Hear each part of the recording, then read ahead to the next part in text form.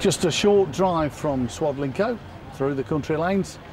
We're into the village of Melbourne. Now, I've not been to Melbourne for quite a while. A lot of people just drive through it and probably don't know a lot about it. So here we are today. I'm going to go out and ask one or two of the people of Melbourne to tell me more about their village.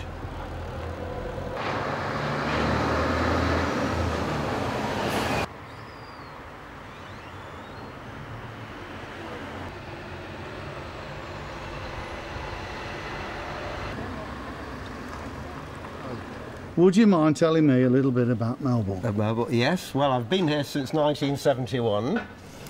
Moved across the border from Nottinghamshire, and it's a lovely place to live in. There's so much going on around here, so many societies and events and so on. It's a historic town, as you can see. I've seen you filming, and I'd recommend it to anyone. So, how many people actually live in Melbourne? It's about 5,000. Which is actually a very large village. It is, yeah. But it's got a village atmosphere about it. So, village pubs to visit? Yes, Do you frequent one or two pubs or recommendations? There's the Harpers, formerly called the Melbourne Hotel. There's the Lamb, the Alma. I just can't think of the rest. Well, you've done quite well, actually. Thank you. Famous people to come from Melbourne. Is there Thomas Cook, of course. Thomas Cook, the first travel agent.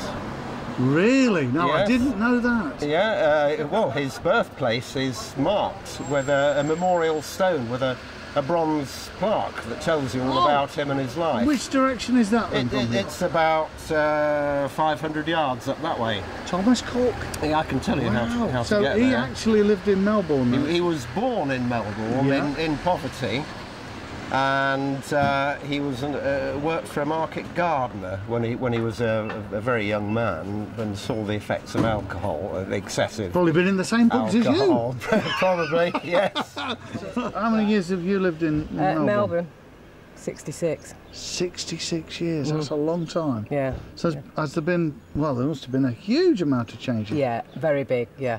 Especially with the shops. There are more people living here than now? Yeah. There's a lot of estates gone up, private houses. Right. Housing estates, yeah. There's the Melbourne Hall as well, that's very nice, and the Melbourne Pool, that's lovely. That's worth visiting, and we do get a lot of visitors and a lot of walkers, hikers, and yeah. So in short, Melbourne is still a great place to come. Oh God, yeah. It's a nice place to spend a day or a weekend, yeah. There's plenty for them to see. So, younger Melbourne resident, so you obviously like the village. I do, yeah. It's the second time I've lived here, yeah. The second time? Yeah. So you lived here and moved away? Yeah, I lived here, moved away for about 3 years, then came back. So is that the attraction of the village? It's a nice little village, and the countryside surrounding it's the attraction as well. You've got Cork Abbey, you've got Melbourne Hall, so that's the attraction, it's the countryside. It's very picturesque. And that's it, basically. And it's just a good place to live. It is. It's a nice, safe place. You could walk home at 2 o'clock in the morning and you're on your own and you're completely safe. Loads of places to go and see. It's good for a day out, really. You could kill a day here quite easily. It's quite a historic place as well, I guess. Yeah, there's some castle ruins on Castle Square. There's church, the Thomas Cook. There's quite a few bits about. So. How many people live here, sort of roughly? Well, that's a tricky question. Quite a few of us, isn't it? Yeah, there's quite a few of us, and growing, because they've just built a new house and estate and things. So. And do you get many visitors? Or? Yeah, we do, especially when we've got the Melbourne Festival weeks where we have artwork in and all things like that. So there's quite a few people come. The carnival. Yeah, the big carnival next week. Melbourne Hall down the bottom as well. We have loads of tourists. Got lots of tea rooms and cafes and things like that. So, do any of you guys live in Melbourne? We don't. We live close by.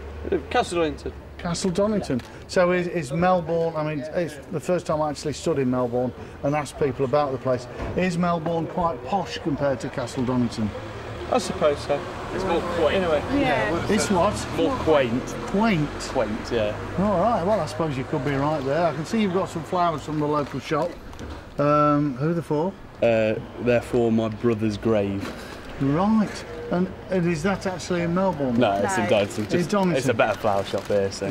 Oh right, so obviously Melbourne has got some quality shops, is what you're saying? Yeah, well, me and my mum come here quite often to some of the shops, and the Bay Tree does a nice champagne breakfast as well. Oh, champagne breakfast, can't be bad. So it's the green light for Melbourne? Yeah, it's a green light. Yeah, you're glad to get out of Shep Shep? Yeah. You like Melbourne? Yeah. And you definitely do. Melbourne. Yeah.